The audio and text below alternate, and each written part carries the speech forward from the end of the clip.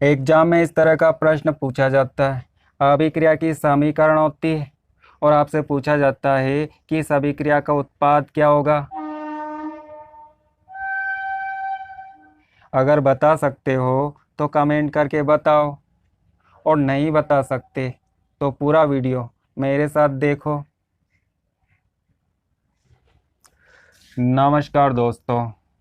Alkyne का अम्ल उत्प्रेरित जलयोजन अल्कोहल के निर्माण की बहुत ही महत्वपूर्ण विधि है। जैसा कि आप जानते हो, अल्कीन क्या होते हैं।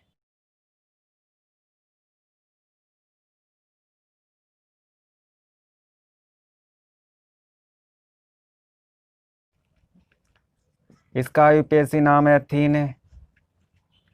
जलयोजन का मतलब होता है जल को जोड़ना या जल का योग करना।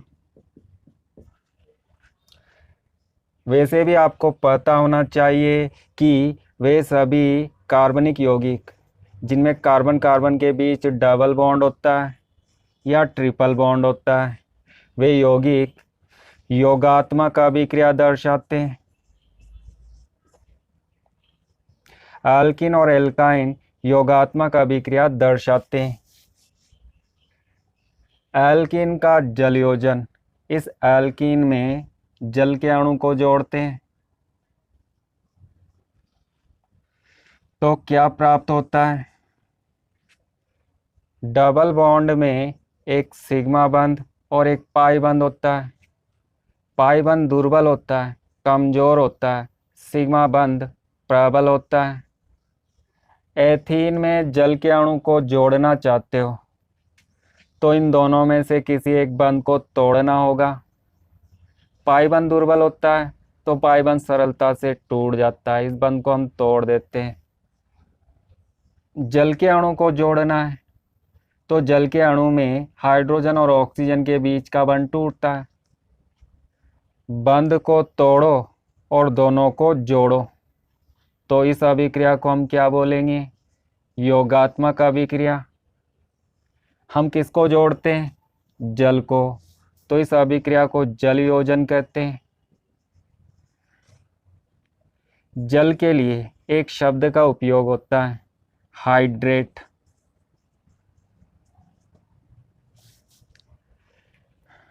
अंग्रेजी में इसे हाइड्रेशन कहा जाता है, जलयोजन, हाइड्रेशन। अगर किसी अणु में से जल को बाहर निकाला जाता है तो जल को बाहर निकालना डिहाइड्रेशन कहलाता है, और हिंदी में इसे निर्जलीकरण कहते हैं। जल के अणु का किसी पदार्थ से बाहर निकलना निर्जलीकरण या डिहाइड्रेशन, यह जल योजन का उल्टा होता है। तो पाइबंद को तोड़ते हैं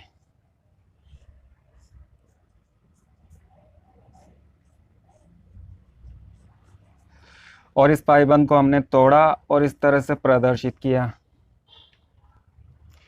हाइड्रोजन को इस कार्बन के साथ जोड़ देते हैं और OH को दूसरे कार्बन के साथ जोड़ देते हैं। इसे हम लिख सकते हैं CH3, इसे हम लिख सकते हैं CH2, और इसे हम साइड में इस तरह से प्रदर्शित कर देते हैं। तो इसका यूपीएससी नाम एथेनॉल होता है। परंतु दोस्तों, यह अभिक्रिया नहीं होती है। क्यों नहीं होती है, तो उसका कारण समझना होगा।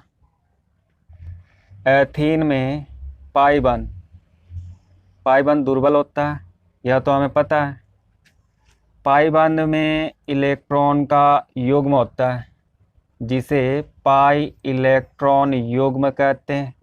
युग्म का मतलब जोड़ा होता है।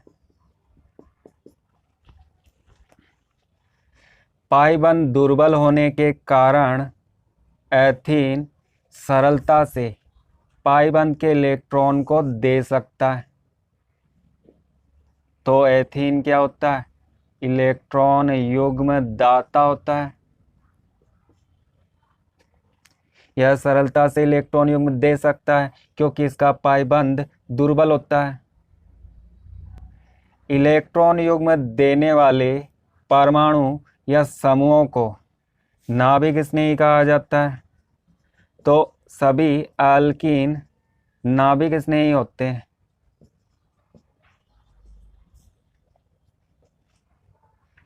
चलो जल के अणु की बात करते हैं।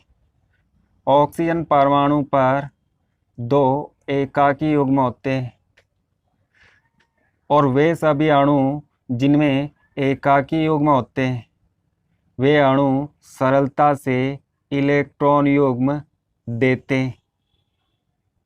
तो जल का अणु भी क्या होता है? इलेक्ट्रॉन युग्म दाता होता है, सरलता से इलेक्ट्रॉन का जोड़ा दे सकता है।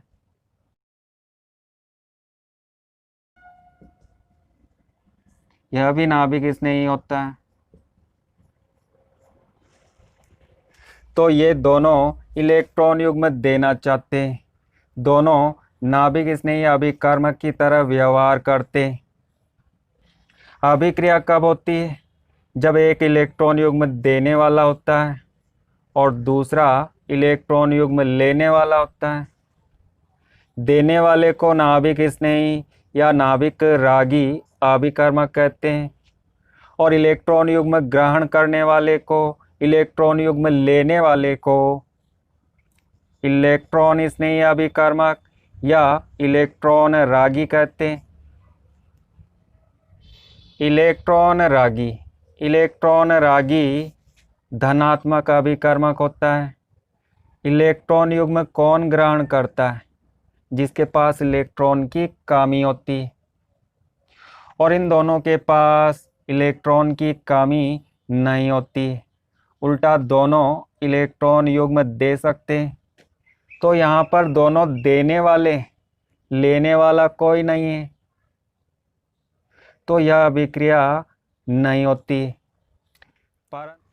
परंतु जब यह अभिक्रिया तनु H2SO4 की उपस्थिति में होती है, तनु सल्फ्यूरिक अम्ल की उपस्थिति में होती है, तो एथेनॉल बनता है।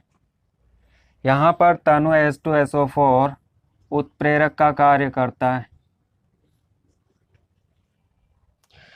इस अम्ल की उपस्थिति के कारण इस अभिक्रिया को अम्ल उत्प्रेरित जल योजन कहते हैं। तो अम्ल की उपस्थिति में इन दोनों के बीच अभिक्रिया होती है और अल्कोहल बनता है। परंतु यहाँ पर एक बात समझ में नहीं आती। हाइड्रोजन परमाणु को हमने इस कार्बन के साथ जोड़ा तो यह CH3 बन गया और OH को हमने दूसरे कार्बन परमाणु के साथ जोड़ा तो अल्कोहल बन गया। अगर हम इस हाइड्रोजन परमाणु को दूसरे कार्बन से जोड़ देते हैं और OH को पहले कार्बन से जोड़ देते हैं तब क्या बनता है? एथेनॉल बनता है। मतलब हाइड्रोजन को इन दोनों में से किसी भी कार्बन के साथ जोड़ो, उत्पाद में कोई परिवर्तन नहीं होता है क्योंकि एथीन सममित होती है।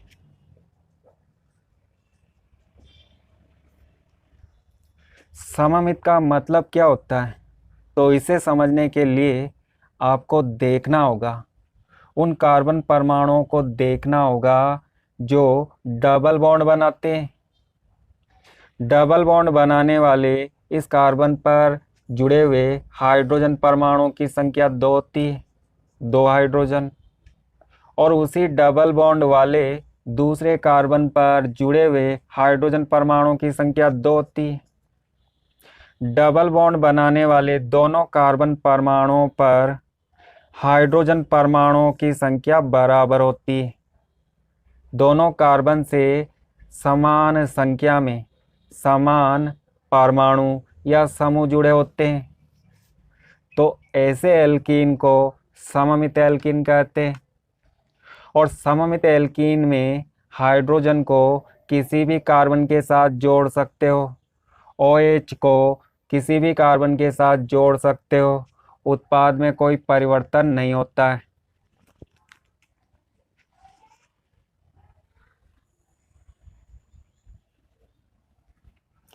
परंतु अभिक्रिया होती कैसे?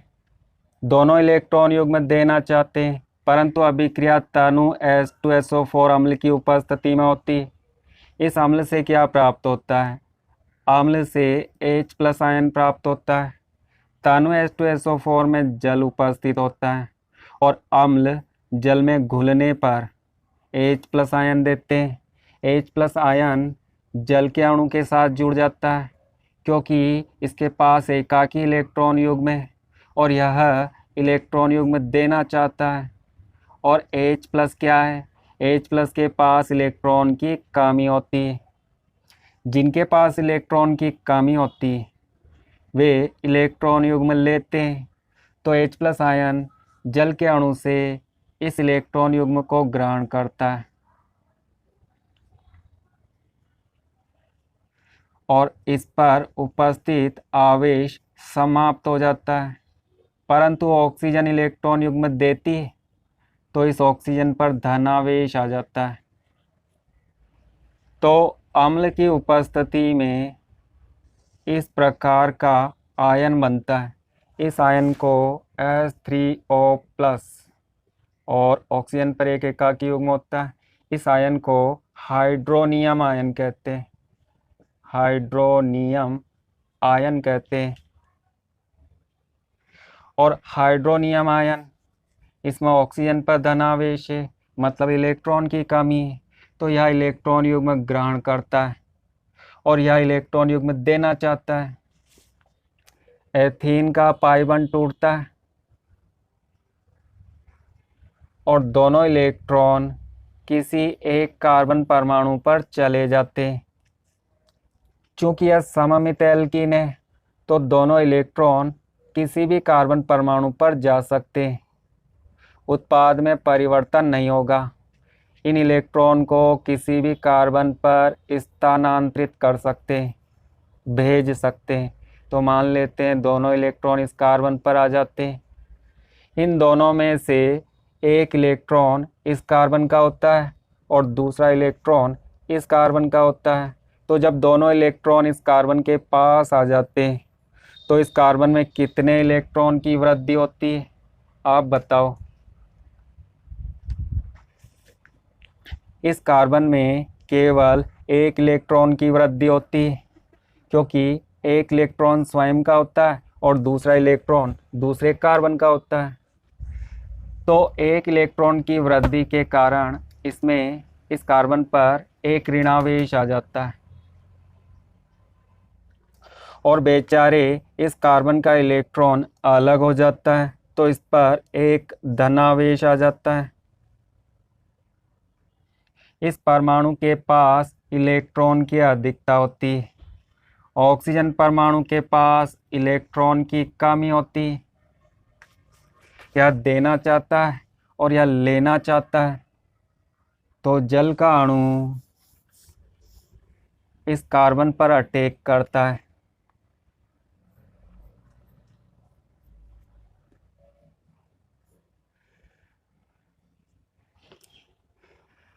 ऑक्सीजन की संयोजकता 2 होती है। ऑक्सीजन 2 बंध बनाती है और यहाँ पर ऑक्सीजन के बंधों की संख्या 3 होती है। तो हाइड्रोनियम आयन अस्थायी होता है। यह ऑक्सीजन इन तीनों में से किसी एक बंध से इलेक्ट्रॉन को अपनी ओर आकर्षित करती है। इन तीनों में से कोई सा भी एक बंध टूट जाता है, माना यह बंध टूट जाता है और इसके दोनों इलेक्ट्रॉन ऑक्सीजन पर चले जाते हैं तो ऑक्सीजन पर धनावेश समाप्त हो जाता है और हाइड्रोजन पर धनावेश आ जाता है। तो यह H+ आयन इस कार्बन पर अटैक करता है क्योंकि इसे इलेक्ट्रॉन की आवश्यकता है और यह इलेक्ट्रॉन देना चाहता है। तो H+ आयन इन इलेक्ट्रॉन को ग्रहण करता है। कार्बन का ऋणावेश समाप्त, हाइड्रोजन का धनावेश समाप्त और दोनों इलेक्ट्रॉन से हाइड्रोजन और कार्बन के बीच एक सहसंयोजक बंध बन जाता है।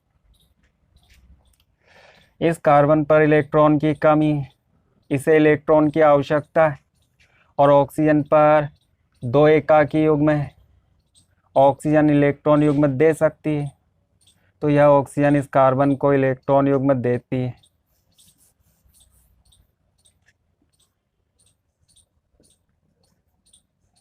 एक इलेक्ट्रॉन युग्म देकर कार्बन के साथ सहसंयोजक बंध बनाती है। इलेक्ट्रॉन युग्म देने से इस पर धनावेश आ जाता है और इलेक्ट्रॉन युग्म ग्रहण करने से कार्बन का ऋणावेश समाप्त हो जाता है। परंतु यहाँ पर ऑक्सीजन के बंधों की संख्या 3 हो जाती है, तो यह संरचना अस्थायी होती है। यह स्थायी होने के लिए क्या करती है? इन दोनों में से कोई सा भी एक हाइड्रोजन परमाणु अलग हो जाता है। मान लो इस हाइड्रोजन परमाणु को हम अलग कर देते हैं, यह बंध टूटता है और इस बंध के दोनों इलेक्ट्रॉन ऑक्सीजन के पास आ जाते हैं। हाइड्रोजन पर धनावेश आ जाता है और यह हाइड्रोजन यहाँ से अलग हो जाता है और इस कार्बन से जुड़ा हुआ यह समूह OH समूह होता है, जिसे हम इस तरह से लिख सकते हैं। तो प्रारंभ में क्या हुआ था?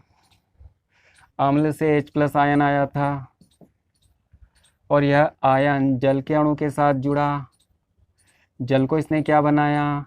जल को इसने हाइड्रोनियम आयन में बदल दिया। इस आयन ने इस डबल बॉन्ड पर अटैक किया और यहाँ से क्या निकला? H+ ion.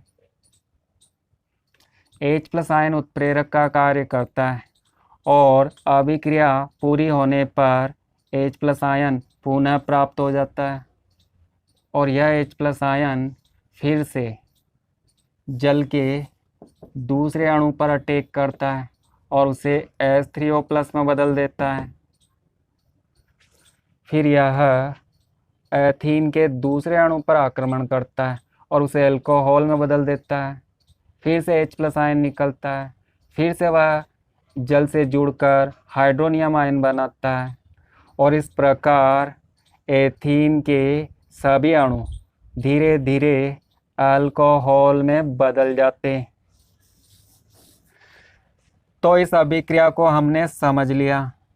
H+ का मतलब यह अभिक्रिया अम्ल की उपस्थिति में होती है। तनु H2SO4 अम्ल की उपस्थिति में होती है और इस अभिक्रिया में 1 डिग्री अल्कोहल बनता है। OH समूह जिस कार्बन से जुड़ा होता है उस कार्बन की डिग्री अल्कोहल की डिग्री होती है। CH3CH डबल बॉन्ड CH2, यह प्रोपीन है। प्रोपीन का जलयोजन करते हैं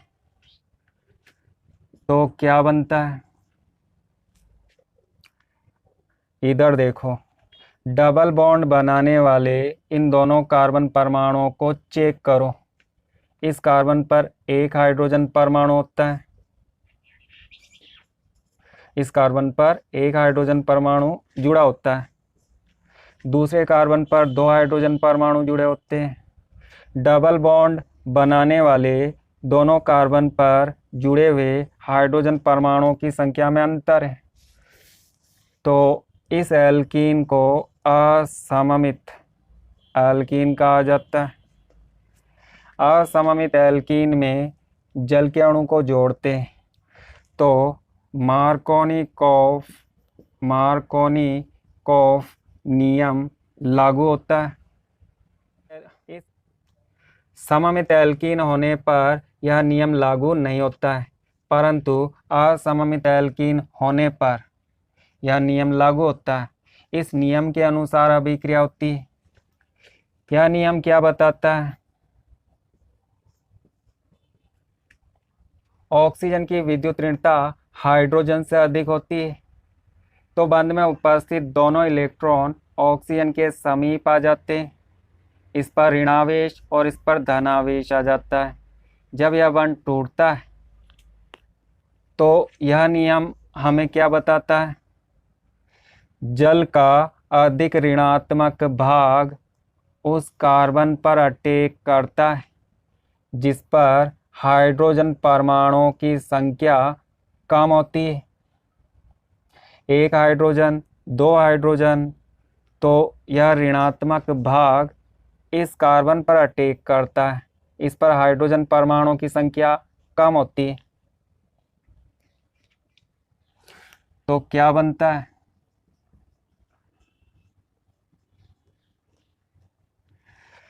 इस कार्बन पर OH- अटैक करता है, इसके साथ बंध बनाता है, तो हाइड्रोजन दूसरे कार्बन परमाणु से जुड़ जाता है। यह 2 प्रोपेनॉल है। इस कार्बन की डिग्री 2 होती है, तो यह 2 डिग्री अल्कोहल है। इसी को मार्कोनिकोव का नियम कहा जाता है, और यह नियम असममित एल्कीन पर लागू होता है।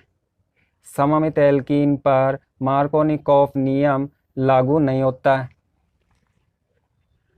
2 मैथिल प्रोपीन, इसका यूपीएससी नाम है 2 मैथिल प्रोपीन।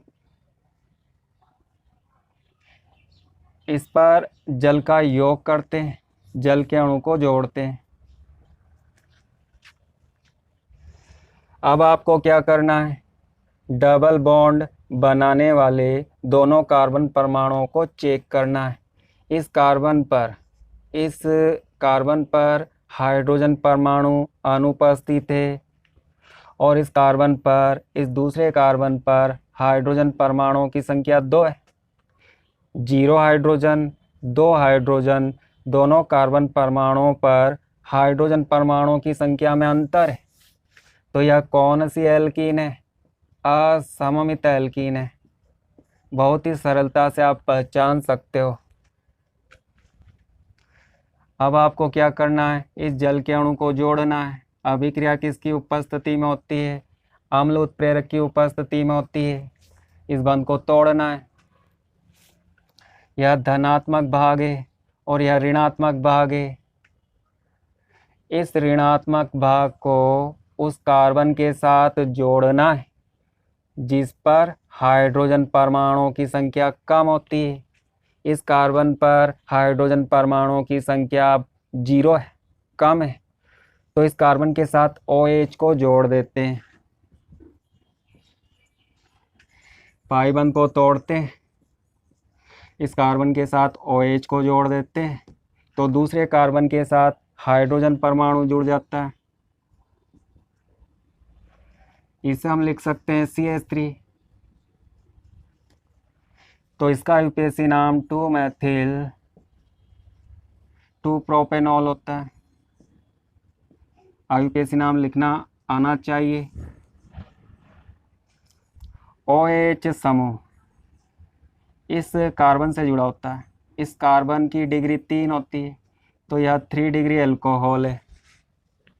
परंतु ऐसा क्यों होता है, अधिक ऋणात्मक भाग उस कार्बन से क्यों जुड़ता है जिस पर हाइड्रोजन परमाणुओं की संख्या कम होती है?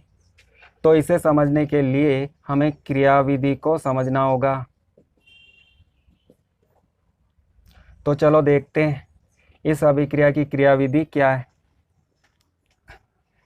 इस अभिक्रिया की क्रियाविधि के 3 चरण हैं। पहला चरण, तनु H2SO4 सल्फ्यूरिक अम्ल आयनों में टूट जाता है। H+ और HSO4- आयनों में टूट जाता है। अभिक्रिया में जल उपस्थित है। ऑक्सीजन पर 2 एकाकी युग्म होते हैं। H+ आयन स्वतंत्र अवस्था में नहीं पाया जाता है, क्योंकि इसके पास इलेक्ट्रॉन की कमी होती है और जल के अणु के पास इलेक्ट्रॉन की अधिकता होती है।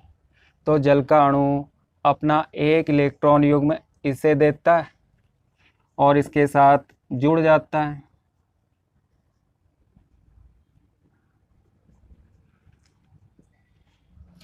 चूँकि ऑक्सीजन इलेक्ट्रॉन देता है, तो ऑक्सीजन पर धनावेश आ जाता है।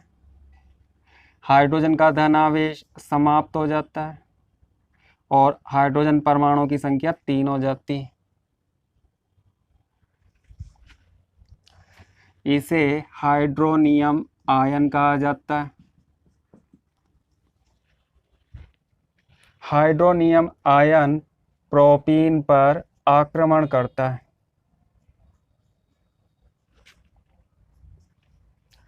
इसमें एक ऑक्सीजन पर धनावेश होता है और उसके साथ 3 हाइड्रोजन जुड़े होते हैं।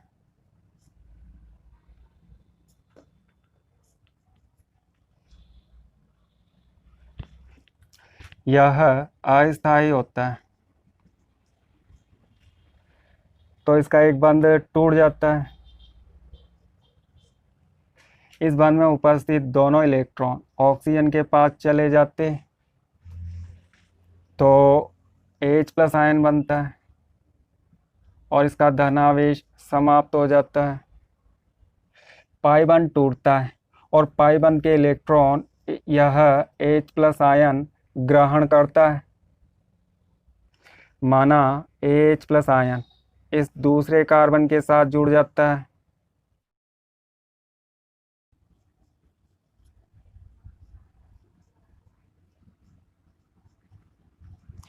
जब पाई बंध टूटता है तो उस पाई बंध के दोनों इलेक्ट्रॉन मान लो इस कार्बन पर आ जाते हैं, तो यह कार्बन धनावेशित और यह कार्बन ऋणावेशित हो जाता है।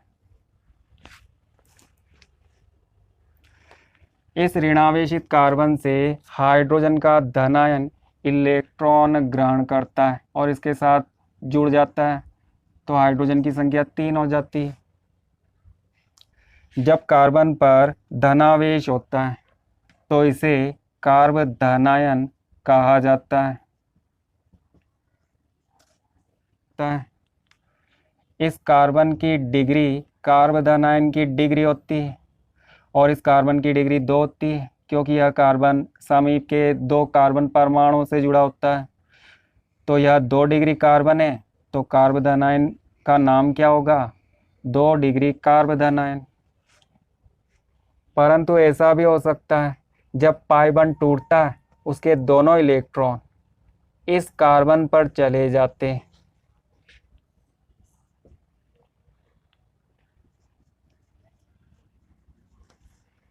पाई बंध के दोनों इलेक्ट्रॉन मान लो इस कार्बन पर चले जाते हैं, तो इस कार्बन पर ऋणावेश आ जाता है और इस कार्बन पर धनावेश आ जाता है। तो H+ आयन इस दूसरे कार्बन पर जुड़ता है, इलेक्ट्रॉन लेकर इसके साथ बंध बनाता है, तो हाइड्रोजन परमाणुओं की संख्या 2 हो जाती है। 1 डिग्री कार्बधनायन बनता है, क्योंकि इस धनावेशित कार्बन की डिग्री 1 होती है। यह केवल एक कार्बन परमाणु से जुड़ा होता है, तो इसकी डिग्री 1 होती है।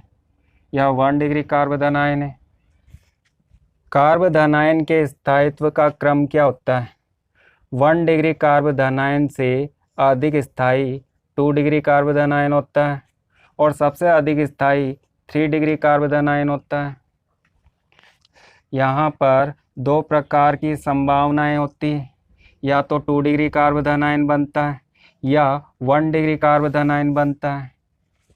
परंतु चूंकि 2 डिग्री कार्बधनायन अधिक स्थायी होता है, तो इस अभिक्रिया में मुख्य रूप से 2 डिग्री कार्बधनायन बनता है, 1 डिग्री कार्बधनायन नहीं बनता है। तो हमें इस 1 डिग्री कार्बधनायन को हटा देना चाहिए, क्योंकि 1 डिग्री की तुलना में 2 डिग्री कार्बधनायन अधिक स्थायी होता है, तो यह बनता है।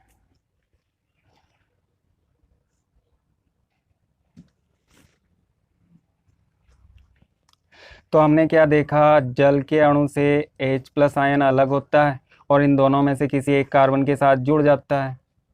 H+ आयन का जुड़ना प्रोटोनन कहलाता है। H+ आयन को प्रोटॉन भी कहा जाता है। क्यों कहा जाता है?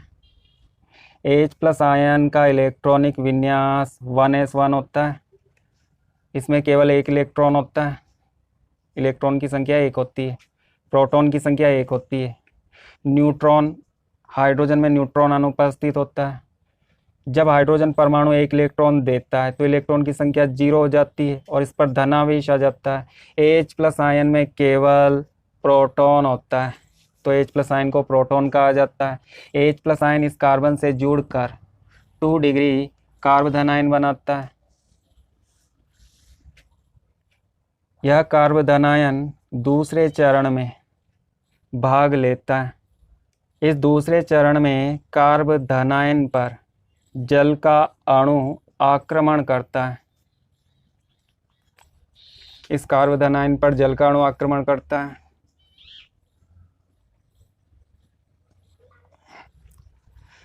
तो क्या बनता है?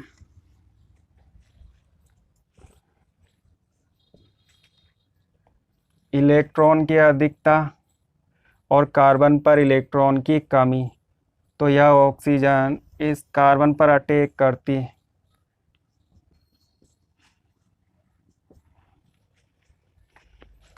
जल का अणु इस धनावेशित कार्बन पर आक्रमण करता है। ऑक्सीजन पर 2 एकाकी युग्म होते हैं। एक एकाकी युग्म इस कार्बन को दिया जाता है, तो यहाँ पर सहसंयोजक बंध बन जाता है। ऑक्सीजन पर धनावेश आ जाता है। तो कार्बन आयन पर जल का अणु आक्रमण करता है और यह संरचना बनाता है। तीसरे चरण में यह पदार्थ भाग लेता है और इस पदार्थ का वी प्रोटोनन होता है। वी प्रोटोनन क्या होता है? चलो समझते हैं।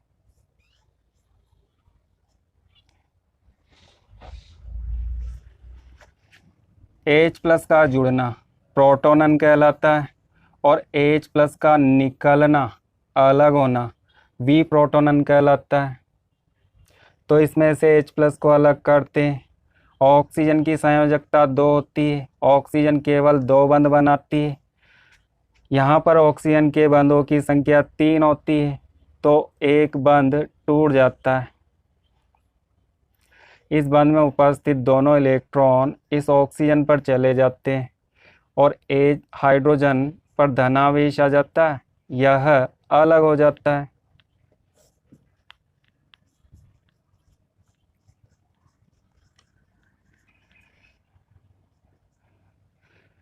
H प्लस आयन अलग हो जाता है और यह H प्लस आयन पुनः जल के अणु के साथ जुड़कर हाइड्रोनियम आयन बनाता है। अभिक्रिया फिर से प्रारंभ हो जाती है। आप चाहे तो इसे ऐसे लिख सकते हो। यहाँ पर आप जल का अणु बना सकते हो और जब H प्लस अलग होता है तो जल के अणु से जुड़ जाता है, हाइड्रोनियम आयन बनाता है। यह अल्कोहल में बदल जाता है।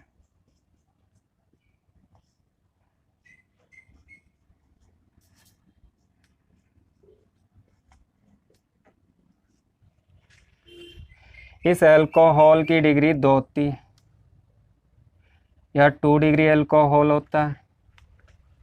तो इस क्रियाविधि से समझ में आ जाता है प्रोपीन पर जल का योग करने पर 2 डिग्री अल्कोहल बनता है, 1 डिग्री अल्कोहल नहीं बनता है।